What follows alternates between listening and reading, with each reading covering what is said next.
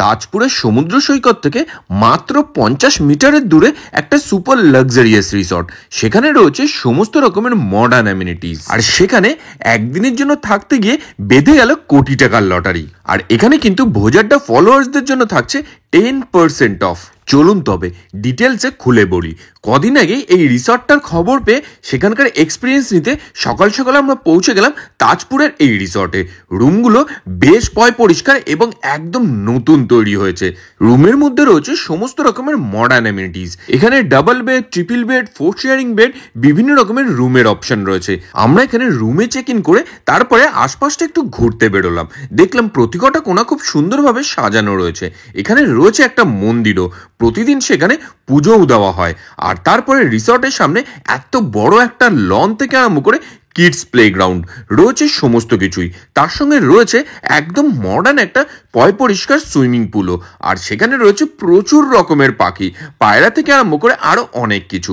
আর রয়েছে এই কিডস প্লেগ্রাউন্ডটা, যেখানে আপনাদের বাচ্চা কাচ্চা অনেকটা সময় কাটাতে পারবে। আর এই কিছুটা ঘুরে ফিরে আমরা হাঁটতে হাঁটতে চলে গেলাম সি বিচের দিকে। সি বিচ কিন্তু এই রিসর্টটা থেকে মাত্র 50 মিটারের দূরে।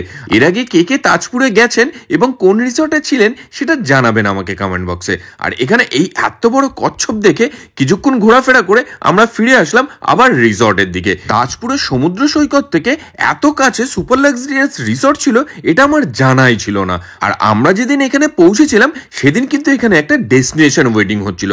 তার ফলে সকাল থেকেই ছিল সাজো সাজো রব। বেলা বাড়তেই ক্রমশ রঙিন হয়ে উঠছিল রিসর্টের চারিদিকটা। দুপুর শুরু হলো গায়ে হলুদের পালা। আমাদের জন্য এই দিন একদম ফুল প্যাকেজ ছিল, বিয়ে বাড়ি থেকে আরম্ভ করে সমুদ্র সৈকত, তার সঙ্গে সুপার লাক্সারিয়াস রিসর্ট, সমস্ত কিছু একই দিনে পেয়ে গেছি আমরা। আর এরপরে চলে গেলাম আমরা রেস্টুরেন্টের দিকে।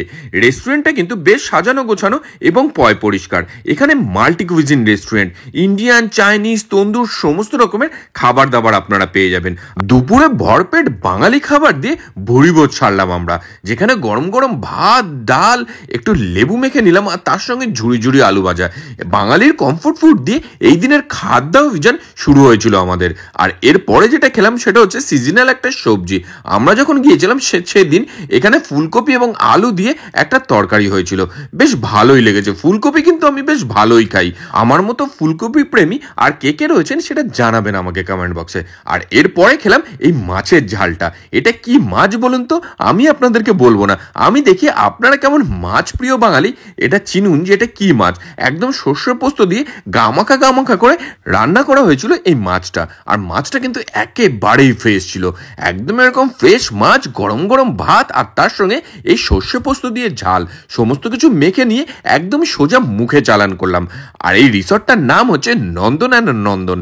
এর কন্ট্যাক্ট নাম্বার আমি আপনাদেরকে ডেসক্রিপশনে দিয়ে দিলাম। এরপরে কাতলা কালিয়া দিয়ে ভাত কিছুটা ট্রাই করলাম, আর তারপরে পমফ্রেট ঝাল। পমফ্রেটের সাইজটা দেখেছেন, এই সাইজের একটা পমফ্রেট দিয়েছিল, আর সেটাও কিন্তু শস্য পোস্ত দিয়ে ঝাল করা হয়েছিল এখানে।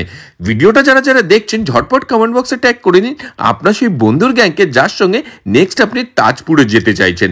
আর এই মাছ খেয়ে নিয়ে নেক্সট যেটা ট্রাই করলাম সেটা হচ্ছে চিংড়ি মাছের মালাইকারি। মোটামুটি অ্যাভারেজ সাইজের চিংড়ি ছিল, আর সেটা খেয়ে নিয়ে এই কাঁকড়ার ঝাল। এই কাঁকড়াটা কিন্তু আমার সব থেকে ভালো লেগেছে।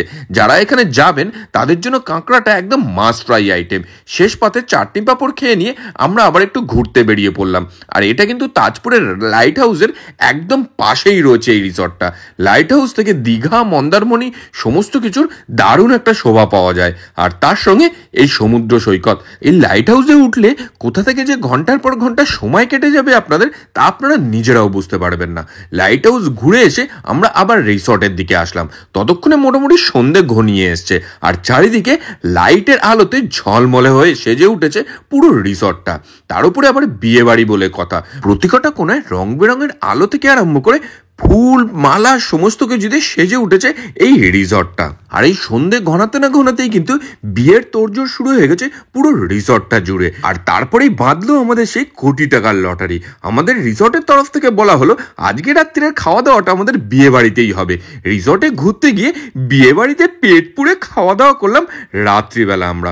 যে মেনুতে ছিল অনেক রকমের আইটেম, তার মধ্যে থেকে প্রথমেই কড়াইশুটির কচুরি এবং তার সঙ্গে ছোলার ডাল। আর কড়াইশুটির কচুরিটার মধ্যে দেখেছেন কড়াইশুটির পুর একেবারে ভর্তি রয়েছে।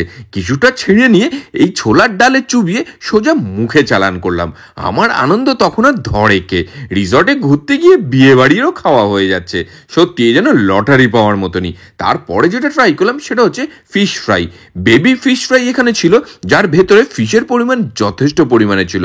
উপরে কোটিংটা একেবারেই পাতলা ছিল আর একটা ডিপ দিয়ে সার্ভ করা হয়েছিল।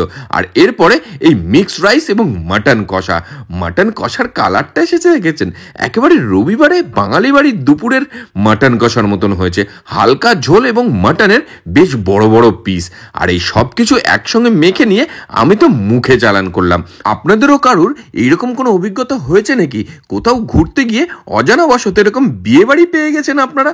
পেয়ে থাকলে সেই এক্সপিরিয়েন্স জানাবেন আমাকে কমেন্ট বক্সে। আর এই মাটনটা কিন্তু বেশ ওয়েল কুকড হয়েছিল, পোলাওয়ের সঙ্গে দারুণ লাগছিল। তারপরে চাটনি, পাঁপড়, মিষ্টি, খাবার দাবারে ছিল প্রচুর রকমের আইটেম। মিষ্টির মধ্যে প্রথমেই ট্রাই করলাম এই সন্দেশটা, যেটা একটা ত্রিভুজ আকারের ছিল। আর তারপরে যেটা ট্রাই করলাম সেটা হচ্ছে এই গোলাপ জামুনটা। আর এটা সাইজটা দেখেছেন, বড় সাইজের একটা মিষ্টি ছিল, যেটা একবারে মুখে ঢোকানো যথেষ্ট কষ্টকর ব্যাপার ছিল।